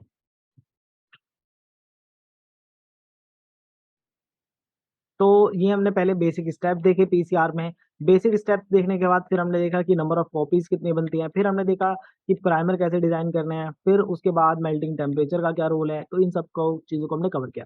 अब इसके बाद हम देख रहे हैं कि पीसीआर मास्टर मिक्स के कंपोनेंट क्या है। दैट मीन्स कि जो हमारी पीसीआर ट्यूब थी जो मैंने आपको दिखाई थी, वो छोटी सी ट्यूब, उन ट्यूब्स के अंदर आपको क्या क्या ऐड करना है ताकि ये पीसीआर रन कर सके, ठीक है, यानी कि आपका डीएनए एम्पलीफाई हो सके। तो क्या क्या रिक्वायरमेंट है, तो सबसे पहली जो चीज आपको चाहिए वो है टेम्पलेट डीएनए, ठीक है, यानी कि वो टेम्पलेट डीएनए जिसको यूज करके आपको अपने कॉपीज को एम्पलीफाई करना है, ठीक है। तो इसकी रिक्वायरमेंट पड़ेगी। टेम्पलेट डीएनए के बाद क्या जरूरत पड़ेगी, प्राइमर की जरूरत पड़ेगी, कि वो प्राइमर सीक्वेंस आपको डिजाइन करने पड़ेंगे ओलिगोन्यूक्लियोटाइड, ठीक है। इसके लिए एक कंप्यूटर प्रोग्राम है, इसका नाम है प्राइमर 3। प्राइमर 3 जो है वो यूज किया जाता है टू डिजाइन प्राइमर्स, ठीक है। तो इससे आप प्राइमर डिजाइन कर सकते हैं। इसका यहाँ पे मेंशन भी है यूआरएल, इसको आप यूज कर सकते हैं। प्राइमर्स आ जाएंगे, तो प्राइमर्स के बाद क्या है कि आपको फिर जरूरत पड़ेगी डीएनए पॉलीमरेज की, और डीएनए पॉलीमरेज को चाहिए होते हैं कोफैक्टर्स, ठीक है। सो ये MgCl2 आपको यहाँ पे ऐड करना है, या फिर कुछ जगहों पर MgSO4 चाहिए होता है, ये डिपेंड करेगा कि एंजाइम को किसकी रिक्वायरमेंट है। तो इसके अलावा हमें बफर की रिक्वायरमेंट होगी ताकि पीएच को मेंटेन किया जा सके, अदरवाइज एक्टिविटी पे असर पड़ सकता है। एंजाइम की डीएनटीपीज चाहिए, क्योंकि जब तक डीएनटीपीज नहीं दोगे तो न्यू स्ट्रैंड कहाँ से सिंथेसाइज होगा, ठीक है। तो उसके लिए डीएनटीपीज चाहिए होंगी, एटीपी जीटीपी ये सब। और फिर आपको चाहिए टैग डीएनए पॉलीमरेज, ठीक है, यही वो एंजाइम जो कि आपका कैटलाइज कराएगा रिएक्शन को। और आपको चाहिए इन सबको मिक्स करने के लिए, एक उसमें सॉल्यूशन मिलाने के लिए आपको चाहिए पीसीआर ग्रेड वाटर। तो ये सारी चीजें, ये 7 जो कंपोनेंट्स हैं, ये आपको रिक्वायर्ड है एक पीसीआर मास्टर मिक्स प्रिपेयर करने के लिए, जिसके बाद आप डीएनए का जो है एम्प्लीफिकेशन करा सकते हैं। अगर आप में से कोई जो है अपने लैब में पीसीआर रन करना चाहता है, तो कौन सी चीज कितनी क्वांटिटी में चाहिए, तो उसके लिए ये टेबल आप यूज कर सकते हैं। तो यहाँ पर आप देख सकते हैं, ये आपके कंपोनेंट्स हो गए। इसमें क्या है, ये आपका टैक रिएक्शन बफर है, ठीक है। तो बफर 10 टाइम्स है, यहाँ पर इसको 1 टाइम आपको बनाना है। सो 1 टाइम के लिए अगर आप 25 माइक्रोलीटर रिएक्शन के लिए बनाना चाहते हैं, तो उसके लिए 2.5 माइक्रोलीटर चाहिए। और 50 माइक्रोलीटर रिएक्शन मिक्सर बनाना चाहते हैं, तो उसके लिए 5 माइक्रोलीटर चाहिए। इसी तरीके से डीएनटीपी 10 मिलीमोलर, ये आपका स्टॉक हो गया। अब आपको कितना चाहिए, आपको नॉर्मल चाहिए होता है 200 माइक्रोमोलर। तो 200 माइक्रोमोलर अगर आपको चाहिए, तो उसमें 25 माइक्रोलीटर रिएक्शन के लिए चाहिए होगा 0.5 स्टॉक से। और अगर 1 माइक्रोलीटर रिएक्शन बनाना चाहते हैं, तो उसके लिए चाहिए होगा आपको 1 माइक्रोलीटर, ठीक है, 50 माइक्रोलीटर के लिए। इसी तरीके से प्राइमर का स्टॉक, ठीक है, ये उसकी फाइनल कंसेंट्रेशन, कितना वॉल्यूम चाहिए स्टॉक का, ये सब यहाँ पे मेंशन है। रिवर्स प्राइमर, टेम्पलेट डीएनए, क्योंकि प्राइमर भी 2 टाइप के होते हैं ना, एक होगा यहाँ से आपको जो इस डायरेक्शन में जाएगा, और एक जो इससे बैक डायरेक्शन में आएगा, राइट। तो एक आपका फॉरवर्ड है, एक आपका रिवर्स है। तो forward primer and reverse primer दोनों अलग अलग होंगे, या सेम भी हो सकते हैं, ऐसा नहीं है। अगर दोनों साइड मैच कर रहा है सीक्वेंस, तो सेम भी हो सकते हैं। और इसके अलावा टैग डीएनए पॉलीमरेज कितना चाहिए, और आपका न्यूक्लियस फ्री वाटर, न्यूक्लियस नहीं होना चाहिए, अदरवाइज वो तो डीएनए को कट कर देगा, राइट। तो ये आपका यहाँ पे मेंशन है कि कौन सा कंपोनेंट कितने क्वांटिटी में आपको चाहिए होता है। स्टेप्स आपको क्या है, ये तो आपने बना लिया रिएक्शन मिक्सचर। रिएक्शन मिक्सचर बनाने के बाद आपको जो आपका ये थर्मल साइक्लर है, उसमें आपको सेटिंग करनी पड़ेगी कि कौन सी साइकिल कितने टाइम के लिए रन करनी है। तो उसमें आपको इनिशियल डीनेचुरेशन का जो टेम्परेचर है उसको सेट करना है 94 या 95 डिग्री सेल्सियस। कितने टाइम के लिए, 30 सेकंड के लिए। तो 30 सेकंड तक क्या होगा, आपका डीनेचुरेशन होगा। इसके बाद फिर ये आपका 30 साइकिल्स आपको रन करानी है, ठीक है। अगर आप 30 साइकिल्स रन कराना चाहते हैं, तो उसके लिए अगेन आपको फीडिंग करनी है कि जो डीनेचुरेशन का टाइम है वो रखेंगे, या तो आप 15 से 30 सेकंड के बीच में। फिर एनिलिंग टेम्परेचर 45 से 68 डिग्री सेल्सियस तक, वो आपको क्या रखना है, वो अभी मैंने आपको बताया कि उसके मेल्टिंग टेम्परेचर से पता चल जाएगा। ओके, और ये इसका आपका टाइम हो गया 15 से 60 सेकेंड। उसके बाद आपका ये हो गया यहाँ पर सिंथेसिस का जो होना है। तो सिंथेसिस में 68 डिग्री सेल्सियस पर, और टाइम कितना रखेंगे, तो टाइम के लिए देखिए यहाँ पर 1 minute for 1 kilo base pair DNA. यानी कि अगर आपको 1 किलो बेस पेयर का डीएनए को अगर आपको एम्पलीफाई कराना है, तो आपको 1 मिनट लेंगे उसको डीएनए पॉलीमरेज को आपको देने होंगे, ठीक है। बस अगर आपका 2 किलो बेस पेयर का है, तो आपको 2 मिनट देना है। 3 किलो बेस पेयर का है, तो आपको 3 मिनट देना है। तो 1 मिनट आपको देनी है फॉर 1000 बेस पेयर, ठीक है। उसी के अकॉर्डिंग आप टाइम डिसाइड कर सकते हैं कि इसका टाइम कितना होना चाहिए। और लास्ट में है फाइनल एक्सटेंशन। फाइनल एक्सटेंशन भी हम यहाँ पे करेंगे 68 डिग्री सेल्सियस पे फॉर 5 मिनट। अब देखिए कहीं पे 68 है, कहीं पे आपका 75 लिखा होगा। ये डिपेंड करता है कि कौन सा डीएनए पॉलीमरेज आपने यूज किया है, बहुत सारे अवेलेबल है। सो अकॉर्डिंगली कि किसका क्या है उसको आप यूज कर सकते हैं, ठीक है। सो यहाँ पर जो है 5 मिनट इसलिए दिए हैं लास्ट में, ताकि मान लीजिए कि किसी साइकिल में ये जो हमने टाइम दिया था, मान लीजिए वो इतना टाइम हम नहीं दे पाए जिसमें पूरा वो प्रॉपरली सिंथेसाइज हो सके डीएनए। तो ताकि सारे जितने भी फ्रेगमेंट्स बचे हैं वो प्रॉपरली सिंथेसाइज हो जाएं, तो उसके लिए हम ये फाइनल एक्सटेंशन टाइम दे रहे हैं 5 मिनट्स का, ताकि जो भी थोड़ा रेसिडुअल रह गया था कहीं पर भी वो पूरा प्रॉपर प्रिपेयर हो जाए। और लास्ट में इसको होल्ड कर लेंगे थोड़ा 4 से 10 डिग्री सेल्सियस पे। जब ये आ जाएगा उसके बाद उसको निकाल लेंगे और अपना यूज कर लेंगे।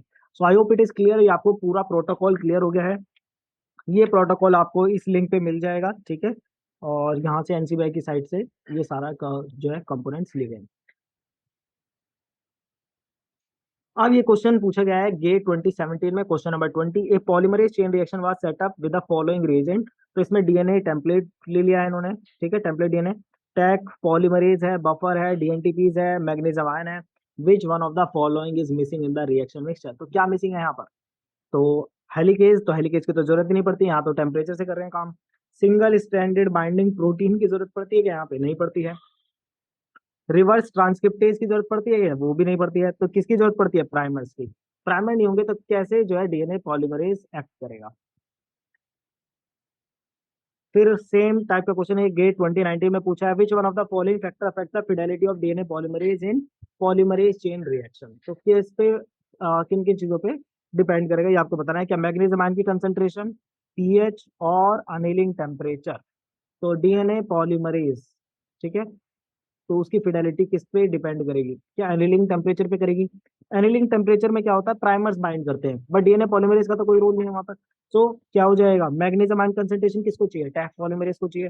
और पीएच किसके लिए मेंटेन किया गया? एंजाइम के लिए तो मेंटेन किया गया ताकि एंजाइम प्रॉपर्ली वर्क कर सके। सो इसका मतलब इसका ऑप्शन क्या हो जाएंगे? इसके ऑप्शन हो जाएंगे आपके पी एंड क्यू ओनली। तो option number A is the right answer.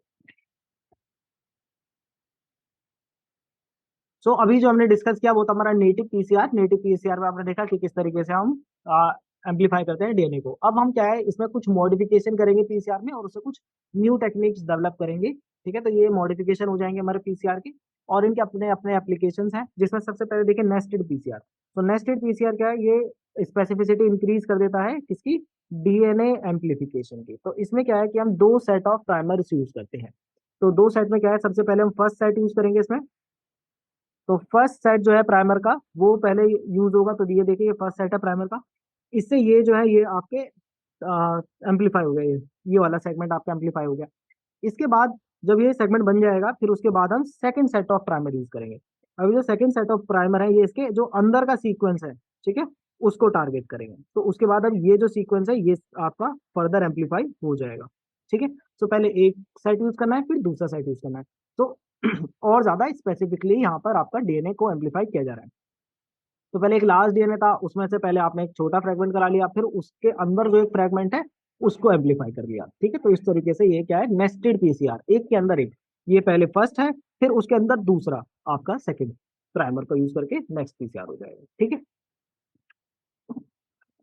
फिर इसमें जो नेक्स्ट टाइप है that is quantitative real time PCR. Real time PCR मतलब आप इसको देख सकते हैं रियल टाइम में कि डीएनए कितना प्रोड्यूस हो गया है, ठीक है।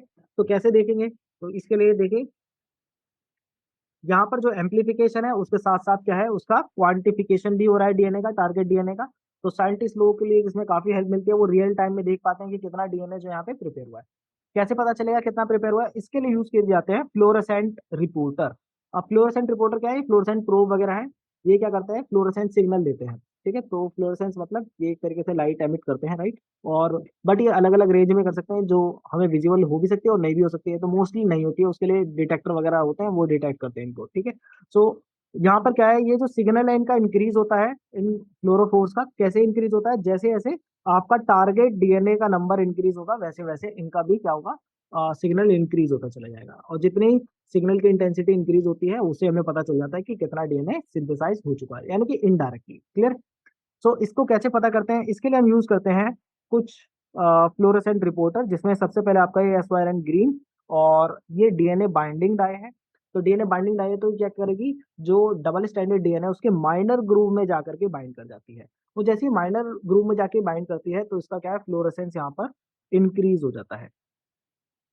अब इसका जो फ्लोरोसेंस इंक्रीज हो गया है तो उसी से हमें पता चल जाएगा कि कितना जो है डीएनए एम्पलीफाई, क्योंकि जितना ज्यादा डीएनए बनेगा उतना ही ज्यादा जो ये डाई जो है वो बाइंड कर पाएगी डीएनए, तो जितना ये डीएनए से बाइंड कर पाएगी उतना ही ये फ्लोरोसेंस देगी, ठीक है।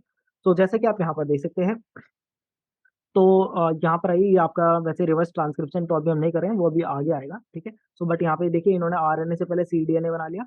अब सीडीएनए को यहाँ पे एम्पलीफाई किया जा रहा है रियल टाइम पीसीआर से, तो वही एनीलिंग एक्सटेंशन। तो यहाँ पर अभी जो डाई है वो अभी डीएनए से बाइंड नहीं हुई है, ठीक है। फिर यहाँ पर एक्सटेंशन हो गया, तो एक्सटेंशन से डीएनए बन गया। अब डीएनए बन गया है तो ये क्या करेगी, डाई जा करके डीएनए से बाइंड कर देगी। डीएनए से बाइंड कर जाएगी तो उससे क्या होगा, हमें सिग्नल मिलने लगेगा, राइट। तो यहाँ पर आप देख सकते हैं फ्लोरोसेंस है और ये साइकिल है। तो जितने नंबर ऑफ साइकिल हैं तो उससे हमें फ्लोरेसेंस मिलता रहेगा, और इससे ही हमें पता चलता रहेगा कि कितना डीएनए प्रोड्यूस हो चुका है। हर साइकिल पे इंटेंसिटी क्या हो जाएगी, इंक्रीज हो जाएगी। क्लियर है। तो वही है अनेलिंग एक्सटेंशन, फिर डीनेचुरेशन। जब डीनेचुरेशन होगा तो ये इंटरकैलेट नहीं कर पाएगी, क्योंकि ये अगर इसको माइनर ग्रुप से बाइंड करना है तो पहले डबल स्टैंडर्ड डीएनए भी तो होना चाहिए। बट जब डीनेचुरेशन का टाइम होगा तो डीनेचुरेशन के टाइम पे तो सारे स्टैंड अलग हो जाएंगे, स्टैंड अलग हो जाएंगे, तो ये डाई बाइंड नहीं कर पाएगी। तो डाई तब बाइंड करती है जब हम एक्सटेंशन होता है, और या अनिलिंग के टाइम पे तो नहीं, सिर्फ एक्सटेंशन के टाइम पर, ठीक है। इसके बाद नेक्स्ट है आपका फ्लोरेसेंट प्रोब में टैकमैन प्रोब। अब टैकमैन प्रोब क्या है, ये सीक्वेंस स्पेसिफिक है। फर्स्ट वाला क्या था, ये सीक्वेंस स्पेसिफिक नहीं था, ये बस ये देखता है कि डीएनए होना चाहिए और उसके अंदर ही इंटरकलेट कर जाएगा। बट ये जो टैकमैन प्रोब है ये सीक्वेंस स्पेसिफिक है, जहां पर उस डीएनए में वो सीक्वेंस होगा वहां जाकर के ये बाइंड करेगा और फिर ये रिपोर्ट करेगा। तो इसके अंदर होता क्या क्या है पहले उसको समझते हैं। सो टैकमैन ये जो प्रोब है इसके अंदर आपको मिलेगा एक फ्लोरोफोर, एक ओलिगोन्यूक्लियोटाइड सीक्वेंस और एक क्विंचर। तो फ्लोरोफोर वो है जो कि फ्लोरेसेंस एमिट करता है, और ये जो क्विंचर है इसका काम क्या होता है, ये फ्लोरेसेंट प्रो जो आपका फ्लोरोफोर है इसके क्विंच कर देता है। क्विंच करने का मतलब ये है कि ये इसको फ्लोरेसेंस नहीं क्रिएट करने देता, ठीक है। तो जब तक ये क्विंचर और फ्लोरेसेंस अलग अलग नहीं होंगे तब तक जो है ये आपका फ्लोरेसेंस एमिट नहीं करेगा फ्लोरोफोर, ठीक है। तो यहाँ पर आप देख सकते हैं टैकमैन, ये आपका फ्लोरोफोर है, तो इसमें एक आपका ये फ्लोरोफोर है और ये क्विंचर है। अब ये क्विंचर और बीच में ये आ गया आपका ये स्पेसिफिक ओलिगोन्यूक्लियोटाइड सीक्वेंस। अब क्योंकि ये स्पेसिफिक है तो ये जो डीएनए है उसके स्पेसिफिक साइट पे जाकर के क्या करेगा, बाइंड कर जाएगा। अब क्योंकि क्विंचर और फ्लोरोफोर दोनों आसपास हैं, तो इसीलिए क्या है कि फ्लोरोफोर जो है फ्लोरेसेंस नहीं दे पाएगा। बट एक्सटेंशन के टाइम पे क्या होगा, एक्सटेंशन के टाइम पर आएगा डीएनए पॉलीमरेज, ठीक है। ये टैग डीएनए पॉलीमरेज है। तो जब टैग डीएनए पॉलीमरेज आता है तो इसके पास एक्टिविटी होती है 5 prime to 3 prime exonuclease activity. So ये अपनी एक्सोन्यूक्लियस एक्टिविटी से क्या करेगा, ये जो फ्लोरोफोर है इसको यहाँ पर इस सीक्वेंस से कट कर देगा। तो ये जो हमारा फ्लोरोफोर है ये अब आपका रिमूव हो गया है। अब फ्लोरोफोर रिमूव हो गया है तो क्विंचर से दूर चला गया। क्विंचर से दूर जाने के बाद अब ये फ्लोरेसेंस एमिट कर सकता है, तो उसके बाद ये फ्लोरेसेंस एमिट करने लगेगा। अब जितना ज्यादा फ्लोरेसेंस इंक्रीज होगा उसका मतलब उतना ही डीएनए प्रोड्यूस हुआ था, क्योंकि टैग डीएनए पॉलीमरेज जब इसको कट करेगा तभी वो फ्लोरेसेंस जनरेट कर पाएगा, राइट। तो इस तरीके से जो है ये आपका वर्क करता है, ठीक है। तो यहाँ पर टैगमैन पॉलीमरेज मतलब यहाँ पे जो टैगमैन प्रोब है ये जितना ज्यादा इनके फ्लोरोफोर इसकी जितनी कंसंट्रेशन इंक्रीज होगी दैट मीन्स उतना ही डीएनए प्रोड्यूस हुआ है। अब इसमें जो नेक्स्ट टाइप है दैट इज आरटीपीसीआर। आरटीपीसीआर के बारे में पढ़ते हैं। आरटीपीसीआर यूज किया जाता है to amplify and isolate a non sequence. आप किसी नॉन सीक्वेंस को एम्पलीफाई करना चाहते हैं, किसमें, जो भी आपके पास सेल्यूलर या टिश्यू आरएनए है उससे, ठीक है। तो कैसे करेंगे, तो इसके लिए आप सबसे पहले इसमें दो स्टेप है। इसमें स्टेप वन होगा जिसमें आरएनए से आप सी डीएनए क्रिएट करेंगे, तो पहले कॉम्प्लीमेंट्री डीएनए बनाएंगे। आपको पता है अगर आरएनए से डीएनए बनाना है तो कौन सा एंजाइम यूज करेंगे, रिवर्स ट्रांसक्रिप्टेज। तो रिवर्स ट्रांसक्रिप्टेज क्या करेगा, इस आरएनए को यूज करके इसकी सी डीएनए कॉपी बना देगा। एक बार सी डीएनए कॉपी बन जाएगी तो नेक्स्ट पार्ट में हम उसको एम्पलीफाई कर लेंगे पीसीआर, जो हमारा नॉर्मल वाला होता है जिसमें हम डीएनए प्रोड्यूस कराते हैं। अब इसके लिए जो पॉलीमरेज यूज किया जाता है दैट इज टैथ पॉलीमरेज। अभी क्या है, इसका नाम पड़ा है थर्मस थर्मोफिलस से, ठीक है। सो थर्मस थर्मोफिलस से इसको आइसोलेट किया गया है टैथ पॉलीमरेज को। और ये क्या है, ये दोनों आरएनए और डीएनए को template as a template use कर सकता है, ठीक है। यानी कि आरएनए को भी यूज कर सकता है डीएनए बनाने के लिए और डीएनए को भी यूज कर सकता है डीएनए बनाने के लिए। जब डीएनए से डीएनए तो होता ही है, बट आरएनए से डीएनए भी बना सकता है, यानी कि सी डीएनए यहाँ पे बना लेगा। तो ये तो है रिवर्स ट्रांसक्रिप्टेज। तो इसके पास दोनों की प्रॉपर्टी है, डीएनए पॉलीमरेज की भी और रिवर्स ट्रांसक्रिप्टेज की भी। तो दोनों का काम ये अकेला ही कर देगा। तो पहले आरएनए से सीडीएनए बना लेगा और फिर उस सीडीएनए से फर्दर जो है एम्पलीफिकेशन करा देगा किसका, डीएनए का। तो जैसे कि आप यहाँ इमेज में देख सकते हैं ये आपका सेल और टिश्यू है, इनसे हमने आरएनए और एमआरएनए उसको आइसोलेट कर लिया। अब उस एमआरएनए को जिसको आप कराना चाहते हैं, ठीक है, उसके लिए यहाँ पर आप यूज कर लेंगे इसको। तो यहाँ पे आप इसका फर्स्ट स्ट्रैंड सिंथेसाइज कराएंगे, यानी कि यहाँ से cDNA बन जाएगा। तो प्राइमर आप वो यूज करेंगे जिस प्राइम पर्टिकुलरली जिस आरएनए को आप एमआरएनए, पर्टिकुलर जिस एमआरएनए को आप सीडीएनए बनाना चाहते हैं उसके लिए पहले प्राइमर डालेंगे, राइट। तो उससे क्या है कि सिर्फ वही आरएनए एमआरएनए आपका सीडीएनए बनाएगा जिसको आपने टारगेट किया है। उसके बाद जब ये सीडीएनए बन जाएगा, उसके बाद सीडीएनए को यूज करके पहले यहाँ पे 2 कॉपी बना लेंगे, इसके 2 स्टैंड बन जाएंगे, और 2 स्टैंड के बाद फर्दर एम्पलीफाई इसको करा लेंगे। तो इससे बहुत सारी कॉपीज यहाँ पे बन जाएंगे। तो इस तरीके से हम क्या कर रहे हैं, इससे इससे हम वो डीएनए प्रोड्यूस कर रहे हैं जिस डीएनए से आरएनए बना होगा, पॉसिबली बना होगा, ठीक है। अब इसके बाद नेक्स्ट स्टेप आता है इनवर्स पीसीआर। इनवर्स पीसीआर इसको बोलते हैं इन्वर्टेड और इनसाइड आउट पीसीआर, क्योंकि ये जैसे कि अभी हमने देखा था कि नॉर्मली हम देख रहे थे कि हमारे जो प्राइमर्स थे वो हमने इस तरीके से रखे थे जो कि एक दूसरे की तरफ पॉइंट करें, बट ये उसका इनवर्स रहेगा। तो यहाँ पे क्या है, यहाँ पर हम चाहते हैं कि जो हमारा अननोन डीएनए सीक्वेंस है हम उसको एम्पलीफाई कराना चाहते हैं। तो ये हमारा वो डीएनए का वो सीक्वेंस है जो कि हमें नोन है, तो ये तो हमें नोन है, बट ये जो 3 प्राइम के साइड में और ये जो है 5 प्राइम, ये अननोन है। हम इसी सीक्वेंस को जो है अब एम्पलीफाई कराना चाहते हैं, इसलिए इसको बोलते हैं इनवर्स पीसीआर। तो जब हमें नोन सीक्वेंस को कराना होता है तो हम कैसे प्राइमर यूज करते थे, जो एक दूसरे की तरफ पॉइंटेड हो। और जब हमें अननोन सीक्वेंस को कराना होगा तो आप कैसे प्राइमर बनाएंगे, जो अपोजिट डायरेक्शन में पॉइंटेड हो, ठीक है। तो ऐसे प्राइमर यहाँ पे डिजाइन होंगे इनवर्स में जिनकी डायरेक्शन अपोजिट होगी, ताकि ये वाले जो सेगमेंट है इनको क्या कराया जा सके, एम्पलीफाई कराया जा सके। इसलिए इसको बोला गया है इनवर्स पीसीआर। बस इसका इतना ही डिफरेंस है कि जो हम प्राइमर बना रहे हैं उसकी डायरेक्शन क्या है, ठीक है। तो यहाँ पर आप देखिए, सबसे पहले ये आपका जो फ्रेगमेंट था, तो सबसे पहले इसको रिस्ट्रिक्शन एंजाइम से ट्रीट करेंगे। रिस्ट्रिक्शन एंजाइम से इसलिए ट्रीट किया है क्योंकि अब ऐसा भी नहीं है कि हमें बहुत पूरा का पूरा ही डीएनए आपको जो है उसको एम्पलीफाई करना है। तो इसको रिस्ट्रिक्शन एंजाइम से कट कर देंगे तो एक स्मॉल फ्रेगमेंट आ जाएगा। इस स्मॉल फ्रेगमेंट में से वो फ्रेगमेंट हम यूज करेंगे जिसमें एक नॉन सीक्वेंस होगा हमारे पास, क्योंकि जो प्राइमर बनाएंगे वो तो नॉन सीक्वेंस के ही बनेंगे ना। तो इस नॉन सीक्वेंस से एक प्राइमर बना देंगे यहाँ पर इस डायरेक्शन में, और एक प्राइमर बना देंगे हम इस डायरेक्शन के लिए। सो इससे एक ये वाला भी बन जाएगा और ये वाला भी प्रोड्यूस हो जाएगा। बट इससे पहले हम इसका करते हैं सेल्फ लाइगेशन, ताकि ये प्लाज्मिड की तरह एक सर्कुलर डीएनए की फॉर्म में आ जाएगा, और उसके बाद इसका पीसीआर करा लेंगे, ठीक है। So first step restriction digestion है, ठीक है, followed by isolation of restriction fragment जिसके अंदर हमारा प्रॉपर डीएनए सीक्वेंस है विद अननोन फ्लैंकिंग सीक्वेंस। फिर लाइगेशन कराएंगे और फिर उसका पीसीआर करा देंगे।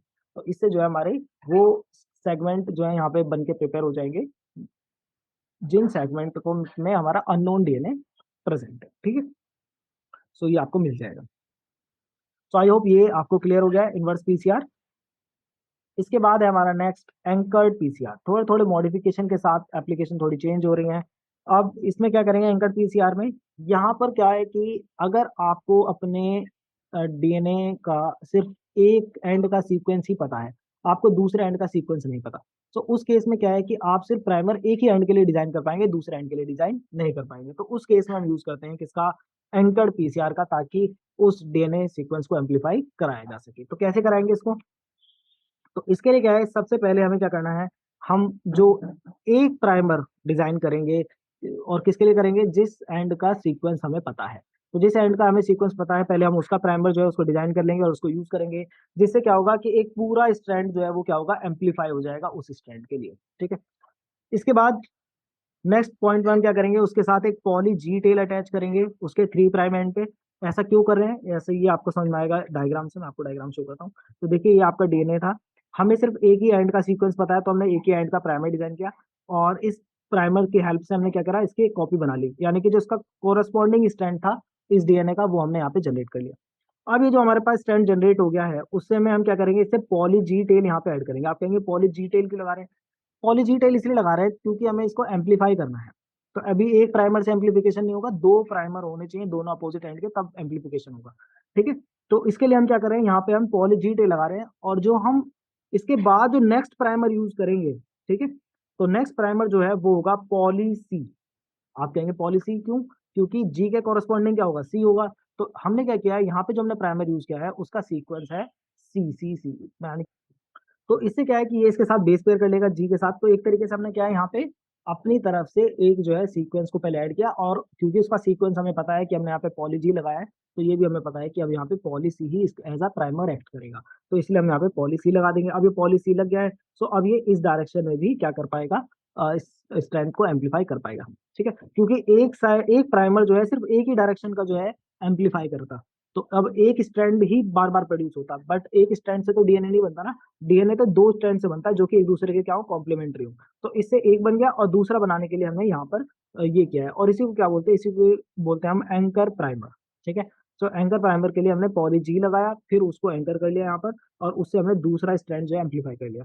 और जब दूसरा स्ट्रैंड एम्पलीफाई हो जाएगा, उसके बाद नॉर्मल पीसीआर आप करेंगे तो इजीली जो है ये पूरा डीएनए एम्पलीफाई हो जाएगा। तो ये आपका डीएनए एम्पलीफाई हो गया। ठीक है। तो ये इसलिए इसलिए इसको बोलते हैं एंकर्ड पीसीआर। इसमें सिर्फ एक ही एंड का सीक्वेंस हमें पता होता है। फिर लास्ट है हमारा touch down PCR. Touch down PCR क्या है, तो इसको यूज किया जाता है to increase specificity of the PCR. ऐसा क्यों है, इसके लिए पहले हमें इसकी प्रॉब्लम को समझना पड़ेगा। प्रॉब्लम आती है कि जब हम कोई ऐसा सीक्वेंस यूज करते हैं जिसकी कॉम्प्लेक्सिटी बहुत ज्यादा है। कॉम्प्लेक्सिटी मतलब कि उसमें साइट्स आप कह सकते हैं कि ज्यादा रिपीट हो रही है किसी चीज की। ठीक है। तो उससे क्या है कि यहाँ पर जो है मिस प्राइमिंग इवेंट बढ़ जाते हैं। तो मिस प्राइमिंग इवेंट बढ़ना मतलब जैसे मान लीजिए आपका ये लॉन्ग सीक्वेंस है। अब इसमें क्या है कि जो आपका प्राइमर है, प्राइमर में जो सीक्वेंस है वो यहाँ पर भी है और यहाँ पर भी है और यहाँ पर भी है। मतलब मेन तो यहाँ पर है। ठीक है, मेन ये वाला मेन है। बट यहाँ पर क्या है कि दो तीन न्यूक्लियोटाइड ही डिफरेंट है। बाकी जितना भी सीक्वेंस है वो सेम है, बस एक दो जो साइट है, एक दो जो बेस पेयर है, सिर्फ वही जो है डिफरेंट है। जब एक दो बेस पेयर डिफरेंट होंगे और तो उस केस में ये प्राइमर यहाँ तो बाइंड करेगा बट यहाँ पर भी बाइंड कर जाएगा। ठीक है। तो इससे क्या है, इसी को बोला गया miss priming event. Miss priming event में जो प्राइमर है वो ऐसी साइट पर जाकर के बाइंड कर जाता है जिसका सीक्वेंस काफी मैच कर रहा हो। प्रॉपरली आइडेंटिकल नहीं है बट काफी हद तक मैच कर रहा है। ठीक है। तो ये एक प्रॉब्लम रहती है। अब इसी प्रॉब्लम को कैसे काउंटर किया जाए, तो उसके लिए क्या है, उसके सॉल्यूशन ये है कि आप हाई एनिलिंग टेम्परेचर पे पीसीआर को रन करें। ठीक है।